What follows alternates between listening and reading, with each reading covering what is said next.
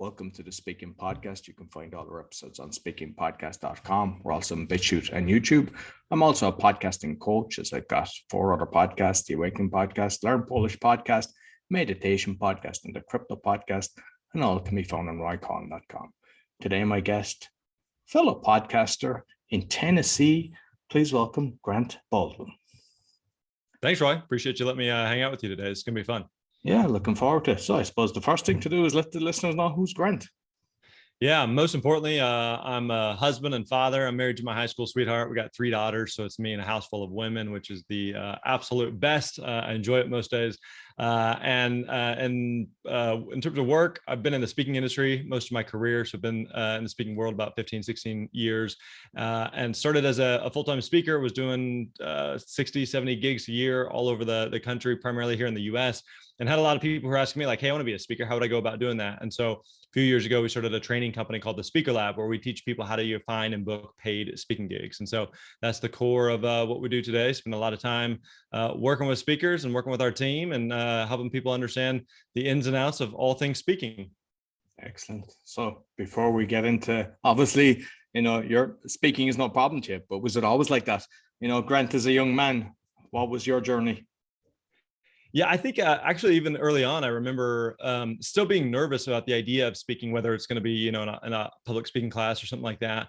But I also I really enjoyed it. And I felt like it was something I was decent at. And so in fact, in high school, I was really involved in my local church, and my youth pastor really had a big impact on my life. And so I went to Bible college. I was a youth pastor for a little while, and then worked at a church where I had a lot of opportunities to speak. And again, it just gave me a lot of reps. It gave me a lot of at-bats and just chances to speak and feel like, okay, I think there's something there. I'm not the best, I'm not the worst, and I would love to do more of this. And so I think that's a big misconception with people who are interested in speaking, is that, the best speakers in the world, they never get nervous and they never have butterflies. And like, I don't think that's the case at all. I think a lot of times people feel those nerves and those butterflies, and that's not necessarily a bad thing at all. And so, I felt some of that early on and still feel some of that today. Excellent. So I know, because I was checking out the podcast, and you've something as 431 episodes. We're both in the top 0.5%, which is good for both of us. And because there's not just you doing it, you've got other people that are actually speaking as well. So you might just tell me the podcasting journey, because like 431, that's a lot of episodes. Yeah, we've done quite a few for sure. And so when the podcast started, it was pretty much all me, and I did a mix of interviews with other guests and people who are in the speaking industry, people who are speakers or people who are work with bureaus or agents or something like that. And then also did a lot of solo shows, but then also started doing some more where we were having like the same kind of recurring people where we, me and someone else from our team perhaps would riff on some different topics or talk about, speaking fees or speaking websites or, virtual speaking right now in a pandemic world. So yeah, we have done a variety of different formats and topics, but about 400 episodes, all about speaking, is a lot of free content out there. And how did you find doing the solo shows? Because I always find that a bit strange. And just on that, I was listening to Clubhouse. I don't know how long Clubhouse is going, but at an early stage. Yeah. And I mean, I was comfortable at speaking at that stage, but I found because it was a new medium, I got very nervous for the first 3 or 4 times that I was speaking to groups on it. And just as a solo, I just found it a bit strange. Just wondering for you, how it was. Yeah, I would agree. I don't enjoy doing a solo episode. So in fact, at the time of this recording, we're coming up on our 400th episode. And so we were talking with the team of, what we're going to do with that episode. And they said, hey, why don't you share some of your top tips and lessons? And I was like, I can, but like, I don't want to do it by myself, because I don't think it's a good episode. I don't think it's not nearly as enjoyable for me. And so I think it's a lot more fun to have someone that you can, bounce things off of and riff and go back and forth, ask questions to one another. And I think it's more interesting to listen to a conversation than it is to just listen to a monologue. So yeah, I would totally agree with you. I definitely would prefer having someone else on the show with me rather than doing a solo episode. Perfect. So the Speakers Lab, you might tell me a bit about it. Yeah. And so when we started about 6+ years ago or so, we started initially with offering a course that basically was just kind of, hey, here's the process for finding and booking gigs. And then as things have evolved over time, we do much more group and one-on-one coaching today. We do a lot of done with you, done for you. So we help create your website. We help create your demo video. We get speaking leads specific to you and what it is that you're looking to do. And so one of the best ways to describe what we do would be, we don't catch fish for you, but we'll teach you how to fish. Meaning a lot of people come to us saying, can you just book me gigs? I'm looking for a bureau. I'm looking for an agent. And the reality is like, 99% of speakers don't need a bureau, don't need an agent, and bureaus and agents aren't going to be interested in 99% of speakers. And so it certainly feels like it's simpler, like, oh, just find someone else to do the hard marketing and selling, but like, it's just not the way it works. And so one of the best things that speakers can do is take ownership of their own speaking journey and truly treat it like a business. And so versus just like, I'd love to do some speaking gigs on the side, and that's fine if that's all you want to do. But if you really want to make a living from this and make a good income, then you have to treat it like a business. And so that's the core thing that we teach is how do you consistently find and book gigs and build a speaking business. And I think like when you're whether having a PA or an agent to do for it, I'd say your conversion rates when you're doing it yourself, because even if you're talking to people and they kind of give you the objections because of your own experience, then you can actually explain why you'd be better. Whereas an agent really won't do that for you. Yeah, no, that's exactly right. And I always tell speakers like your no one can sell you better than you. And because of what you just described there, Roy, where you are able to build these relationships and connections. So for example, like right before, we hit record here, we're talking about where I live in Tennessee and, any connections that we would have. And when you're passing that off to a third party, it's harder to make those connections because at the end of the day, like you're in a human to human business, right? You're trying to build a relationship, a connection with an event planner or a decision maker who's considering hiring you. And we're trying to build that know, like, and trust. And so it's just hard to have someone else do that for you. So I think, building those relationships with potential decision makers and you doing that yourself, definitely goes a long way and is a lot more effective than trying to have someone else do it. And I don't know, I do have the same problem, but like I have a kind of pre-interview form that I get people to fill out, and it's different if they come from a platform because you get some information, but I don't like when there's an agent doing it. And I always write to them, please get the speaker to do it, because they will write something that's not on the typical platform, or they've already sent it and all they're doing is copying and pasting. And when there's an agent trying to get a certain speaker and you go, oh, he'd be good, I always write down, please ensure the speaker writes that, because I know straight away they've just cut and pasted.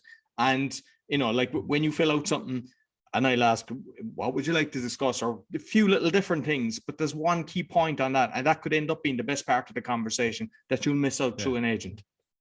Yeah, totally agree. So, I mean, at some point as the business grows and evolves, and if you're getting to a point where the demand for your speaking services exceeds the supply and the number of gigs that you want to do, then yeah, absolutely involve other people or have an agent or a bureau. But again, that's not going to be applicable or relevant for a very, very high percentage of speakers. Exactly. And just curious, because with the Speakers Lab, you've got your own separate website then for you. Do you just do you have the link for that as well that goes to the other one, or do you try to keep them as two separate entities? I think they're definitely separate entities. It kind of depends on what people are looking for. So when I got started as a speaker, all I had was my main speaking site, grantbaldwin.com. And that's all I was trying to point people to, was just trying to book gigs. Like that's all I was focused on. But then when I started doing some of the training stuff, and then when we started the Speaker Lab, we created two separate sites because I really wanted to create something that wasn't, that's not dependent on me. Like I recognize with the Speaker Lab, I'm the face of the brand and the face of the company. So I totally get that, but we've got at this point about 28, 29 team members. And so there's a lot more people beyond just me.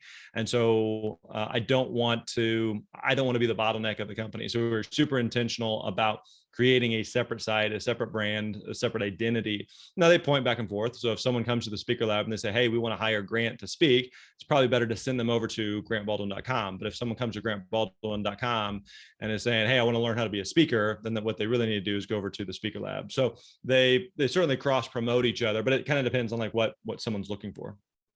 And I know that you've been featured in Forbes, Inc., Entrepreneur and the Huffington Post. Is that regarding the Speaker Lab, or you as the speaker, or a combination? I think a bit of both. Probably more the Speaker Lab. So I think that, today I'm definitely probably more known like in certain circles for the Speaker Lab than for me personally. I've never been super intentional on building a personal brand. I'm a pretty quiet, introverted person. I enjoy being with people, but I also am just totally comfortable just to be home with my family. And so, there's certainly a lot of upside to building a personal brand, but it's nothing that I've spent a ton of effort or energy into. I'd much rather people be familiar with the Speaker Lab than be familiar with me. And for getting featured on these different magazines, is it something that you get a PR firm, or is it just something that they picked up on and reached out to you? Yeah, we've never worked with a PR firm. And so some of it is just relationships or, I've had with people in the media or someone who has reached out to us. But yeah, there's nothing intentional that we've ever done to try to get media. And again, I think just in general with business, there are plenty of things that work, but doesn't mean you can do all of them. So for example, I'll give you an example. A couple of years ago, I was interested in getting into real estate investing. And I was talking with a buddy of mine who has done a ton of real estate investing, knows all the ins and outs of it. And so I remember sitting down with him. We were getting together, and I said, okay, I'm interested in real estate investing. You have all these different types of real estate investing. You have single family homes and multifamily homes and Airbnbs and raw land and commercial properties and on the list goes, right? And so I remember asking him, I said, which one is best? And he said, yes. I was like, what does that mean? Like, that's not helpful. And he's like, they all work, but what you won't find is someone who's trying to do all of these things. And the same thing is true with building a business, right? There are people whose entire business is built on PR campaigns and doing media, and people whose entire business is built upon social media, and people whose entire business is built upon podcasting or blogging or speaking or doing a book. And like, yes, they all work, but what you typically don't find is someone who's trying to do all of those things. And so I think we definitely would fall into the camp of let's do one or two things really, really, really well. And I fully recognize as an entrepreneur, as a business owner, there are absolutely ways that we're leaving money on the table. And I'm okay with that. There's things that we could be doing. We don't do masterminds. I don't do any one-on-one coaching. There's things that people have asked us to do. And like, could we do those? Sure, absolutely. But, do we want to do those at the detriment of what we are already doing and what's already working? And so, yeah, could we do more PR stuff? Sure. Could we do more social media stuff? Sure. Could we do more personal branding stuff? Sure. But I also know like what we're doing right now is working. And so there's not a huge urgency or need to. And I think that, especially for an entrepreneur, because I know that I go through phases where sometimes I take on too much. And it's when you kind of go, what's the most important thing? And you just zone in on that. You get so much done because you can do 50 things, but you're not really doing them. The best thing is to, have like 2 main core items or maybe 3 and just put all your energy into that. And you'll be a lot more successful. Yep. Totally agree. And I think that's a big reason. We've had some level of success with the Speaker Lab, and just in general, I think is I've been in the speaking industry for a long time, and it's not like I'm going to be in the speaking industry and then I'm going to bounce over and do something with e-commerce, something totally unrelated. And then I'm going to be, open a local brick and mortar store doing something else totally different, and like just bounced around from thing to thing to thing. And like, it's easy for entrepreneurs to be, caught up in these shiny object syndrome, and you're just kind of bouncing the red ball from thing to thing to thing. But like also just saying like, no, like we're in this for the long haul. We're going to be at this for a long time. I think like with the Speaker Lab, there's people who have reached out before and was like, hey, I'd love to work with you guys, but the timing isn't right. And I always just say like, cool, well, like we're not going anywhere, so we'll be around. Versus like sometimes it's people that are, I'm going to try this speaker thing for a few months, and then I'm going to try something different for a few months. I'm going to try something different. Like I know a big reason for our success is just like being focused, like solving one specific problem versus trying to do a whole bunch of different things. Yeah, exactly. And in the virtual world, then, because obviously if everybody in the world has experienced that over the last 2 years, what kind of things have you learned? What tricks can you kind of share with people? Yeah. And so actually, this is going to sound weird, but the pandemic has been one of the best possible things for the speaking industry. And I'll color that in a little bit. So pre-pandemic, virtual speaking wasn't really a thing. Nobody, event planners didn't really book virtual speakers. Speakers weren't doing a lot of virtual gigs. So it was just kind of this thing that kind of existed, but nobody really took seriously. Well, then the pandemic hits and all of a sudden, like there's no live events, like everything literally just comes to a screeching halt, and all of a sudden there are no other options except for virtual. And so everybody who'd kind of been on the sidelines with virtual, everybody all of a sudden everybody jumps into the pool, and at that point like virtual becomes a very viable option. And so what we've seen, what we anticipated happening, what we've seen played out is that now that, you know, each passing day we're coming out of the pandemic more and more and more, then we see live events have come back with a vengeance. People love being together. Like there's nothing that replaces or can compete with being together with other human beings in a room. But what we're seeing though is they're not coming back in replacement of the virtual events that existed previously during the pandemic. They're coming back in addition to, meaning that means there's a lot more events that were not available before, but now because there's in-person events, there's virtual events, there's hybrid events. We see a lot of speakers who are maybe speaking at something live, but it's also being streamed to a virtual environment. We're also seeing where speakers may go speak at something live or in person, but then do, let's say, 3 months of follow-up, 3 follow-up sessions over the next 3 months virtually. And so let's take what we talked about in the in-person training or session or workshop, and let me help you implement it and apply it over the next couple of months. So I think, again, it sounds weird and seems strange. And I know a lot of people were affected, and I know a lot of speakers were impacted from the pandemic. But I think the net long term is that the pandemic will be really, really good for the speaking industry. I suppose, especially for those that love to be at home with their family, you know, because before you could be traveling in, 8 months of the year, which isn't great when you want to be close with your kids. Yeah, I mean, there's absolutely like huge upsides to that. And again, like I said, there's trade-offs. So for example, you know, the Speaker Lab, we're an entirely virtual company. And so we have, like I said, 28, 29 people all over primarily the US, but we have some international team members as well. And so, you know, we live on Zoom, we live in Slack, and that's where, you know, the company runs and lives. And we have a really, really great and healthy company culture, but we're not going to an office every day. We're not seeing each other every day. And so actually at the time of this recording this past week, we had the whole team come down to Austin, Texas, and we rented out an entire like boutique hotel, had everybody down there, hung out for a couple of days. I had a private chef, and like, it was just awesome. We had a really great time hanging out. And so as much fun as we enjoy working together and having the freedom and flexibility and autonomy of a virtual environment, hanging out together in person for a couple of days just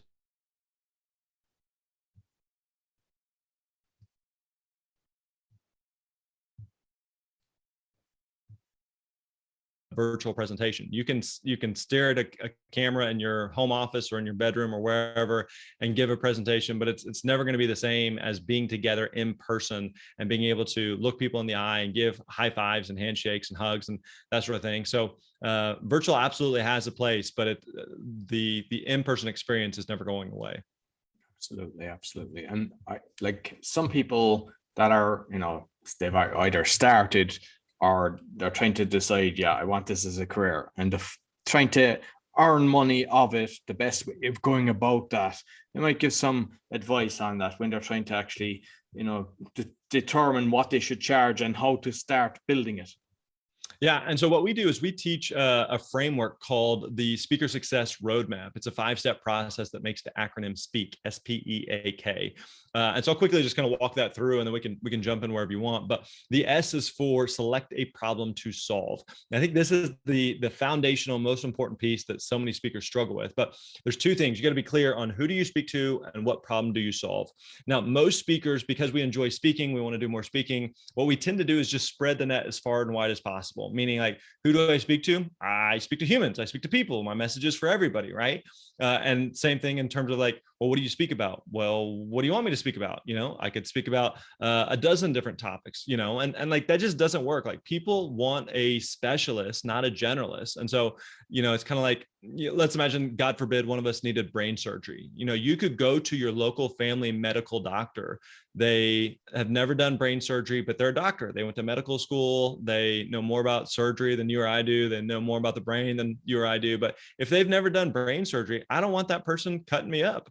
versus like someone who's like, all I do is brain surgery. I am a brain surgeon. And so if you have a broken leg, I can't help you. If you got a bad cough, I can't help you. If you got COVID, I can't help you. But if you got a brain issue, I'm the doctor that you need. Like that's the person that people are looking for a specialized reason. And that's what you want to be as a speaker versus just being like, I speak to everybody about anything and everything. So that's the S, select a problem to solve. It's like the a jack of all trades, but master of none.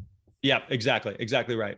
The next part of the process, the P, is to prepare your talk. And so be really, really clear, again, on what's the solution that you are providing. Are you presenting that in a keynote or a workshop or a breakout or doing consulting or coaching? And so figuring out like what's the solution that you're bringing to the table. The E is to establish yourself as the expert. Establish yourself as the expert. And that comes down to two key marketing tools that every speaker needs. You need a website and a demo video, a website and a demo video. So in this day and age, if you don't have a website, you don't exist. Like people just won't take you seriously. So you have to have a website and you have to have a demo video. A demo video, think of it like a movie trailer. You know, you take a movie that's, 90 minutes, 2 hours, they boil it down to 2 or 3 minutes. And within those 2 or 3 minutes, you have an idea of who's in it, what's the plot, what's the theme. And the goal of a movie trailer and the goal of a demo video is to make you want to see more.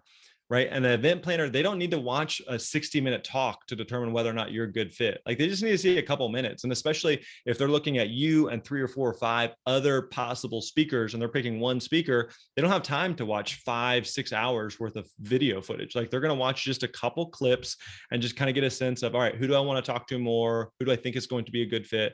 And so that demo video is really important. The next part, A, is to acquire paid speaking gigs. Now, this is the part where, again, most of the time we just want to fast forward to. Grant, just tell me how do you find and book gigs? But if you don't have the foundational pieces in place first, it's really hard to find gigs. Whenever it comes to finding gigs, you have to be much more proactive than reactive. I think again, a big mistake a lot of speakers make is I just kind of, I have my website, I have my video. Now I sit back and I wait for the phone to ring. And it just doesn't work like that. Like you have to be proactive to continually put yourself out there and build relationships with decision makers. And then the last part of the process, K, is know when to scale, meaning a lot of people who are interested in speaking are also interested in writing a book or doing a podcast or doing coaching or consulting or doing any number of things. And so we always say, you can do all the things, but you can't do all the things at once. Something's going to come first, something's going to come last. So you've got to be really, really clear and specific on what it is that you want to accomplish and how does speaking fit into that. So again, that's kind of big picture there, overview of the speaker success roadmap that we walk our students through. And with the video then, like, would you encourage people to hire their own videographers that is kind of capturing the best part? Because I know that sometimes they're taking, because I've seen different ones, they're taking the best, what they determine to be the best bits, but it's up to the kind of angle and the camera work of the event that they're creating it. But like, would you encourage somebody to actually get their own guy to come along and video them and get good footage, and then he's extracting the best 2 or 3 minutes from that?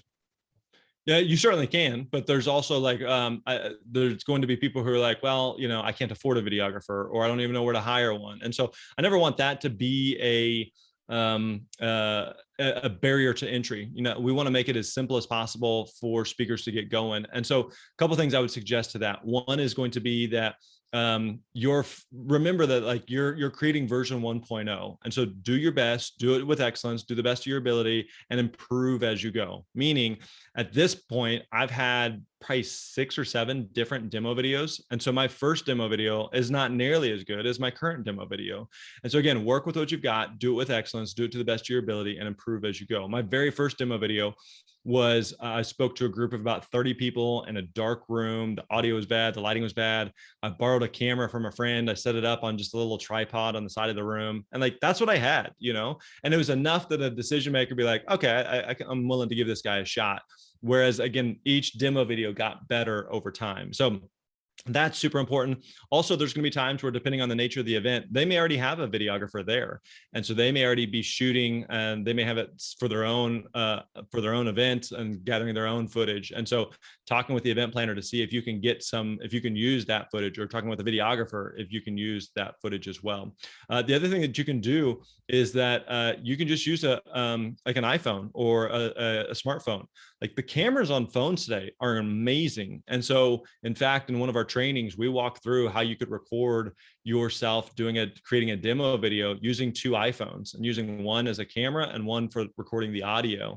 And so that's absolutely a possibility. So I think the tools, the resources that are available today just make it a ton simpler to be able to create a demo video than what it was, 10, 20 years ago. And when people are trying to get to a certain event and they're not successful, do you encourage people to kind of contact them and go try to get feedback so that they can improve on their hit rate, that they get a better conversion rate? I think it just kind of depends. I think one thing is just to have some self-awareness of the types of events that you're reaching out to. So for example, if you are, reaching out to events that are let me back up.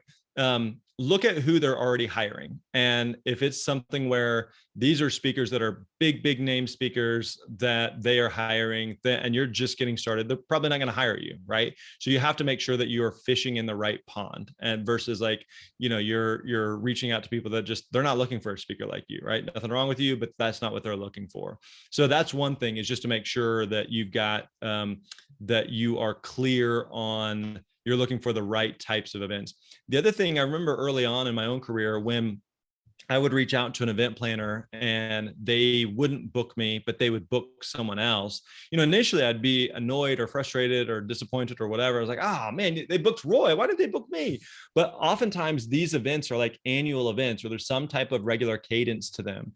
And so oftentimes what happens is they don't book the same speaker over and over and over again. So they want new speakers, they want fresh voices, fresh faces to come in. And so I quickly changed my perspective to feel like, okay, they booked Roy this time, but they're not going to book Roy next time. And that probably means that Roy is one less competitor I got to deal with. And so there's a greater chance that they're going to work with me. The other thing to remember for speakers is that, again, you're in a relationship business. And so part of what an event planner is hiring you for is to be really, really good on stage. But part of what they're hiring you for is to be good off stage. And what I mean by that is, making their life simple, just being good to work with. And I think we've all worked with vendors before, or we've had experiences before. It's kind of like, if we go to a really nice restaurant and the food is amazing. I mean, the food is just some of the best meals that you've ever had, but the service is bad, it's slow, they're rude, they mess up your order, that type of stuff. Eventually you're just the food's great, but it's just not worth the experience, right? The same thing is true with a speaker. If you're amazing on stage, but you're just a pain in the butt to work with, and by pain in the butt, I don't mean that you're some prima donna or diva or anything. I just mean you don't show up whenever you say you're going to show up. You're late to things. Whenever they email you questions, they have to follow up with you multiple times to get you to respond. You're just a pain in the butt to work with. You do not want to be that speaker. You want to be amazing on stage, but you also want to be amazing off stage. And so if they book Roy this year, and then I follow up with them about next year, it also just shows hey, I'm on top of it. I have my act together, and I'm going to keep following up, not in an annoying or pain in the butt way, but following up, just showing I'm going to make your life easy when we work together. So that's super important to do. And what's your thoughts then on, just say I was there and I talk to him and go, hey, you should get Grant next time. He's actually very good. Do you kind of think collaboration with different speakers is a good idea? Yeah, absolutely. And so I have a lot of good relationships with a lot of speakers, because to exactly that point, Roy, if you go speak at this year, they're probably not going to have you back next year, but you want to keep building that relationship with them. So it'd be to your advantage to say, hey, I know you're not going to use me next year, but you ought to consider my friend Grant. Because think about it, Roy, if you recommend me and then I go speak and I do a great job, you look good, right? And so they're going to keep coming back to you. And eventually after, 2, 3, 4 years, they're going to be like, okay, we've had enough other faces. Roy, we want you back. And so you've built that relationship, you've built that rapport. So absolutely, I think that building relationships with other speakers is very, very beneficial. Plus, not to mention, it's not a zero-sum game, meaning there's plenty of speaking gigs for everybody. If you do a gig and I lose out on that gig, that doesn't mean that I'll never do that gig. And it also doesn't mean I can't go get a different gig. There's no one speaker who can speak at everything. And so there's plenty of room for everybody. Excellent. And finally, I see the book, Successful Speaker. You might tell me a bit about it. Yeah, so the book, The Successful Speaker, 5 Steps for Getting Paid, Building Your Platform. And so it is basically like that 5-step roadmap that we talked through earlier, that Speak framework really goes through that in depth. And so if you're interested in, again, getting started, I don't know what I don't know with speaking. I don't know. How do you find gigs? How much do you charge? Who do you speak to? Who hires speakers? Any of that. This is the book for you. So definitely check out the book. It's on hardcover as well as ebook and Audible if you want to listen to the audiobook. So yeah, definitely check out The Successful Speaker. Excellent. Listen, Grant, thoroughly enjoyed our conversation. You might let people know how they can get in contact with you. Yeah, everything we do is over at The Speaker Lab, thespeakerlab.com. If you listen to this podcast, you probably listen to other podcasts. And so we have a podcast, Roy, like you mentioned, called The Speaker Lab Podcast. We're coming up on 400 episodes. So we got a lot of content over there to check out.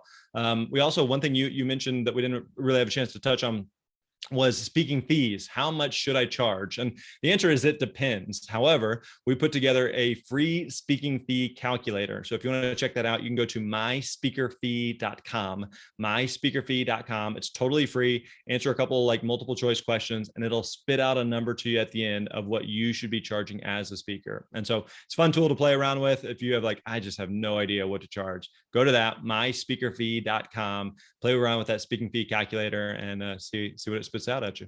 Excellent. Yeah, no, brilliant. Listen, Grant, thank you very much. Thanks, Roy. So that's all for the Speaking Podcast. You can find all our episodes on speakingpodcast.com. As mentioned, we're on YouTube. You'll find the links in the podcast description. Be sure to give us a thumbs up, 5-star rating, and listen to Grant's podcast as well. Until next week, take care.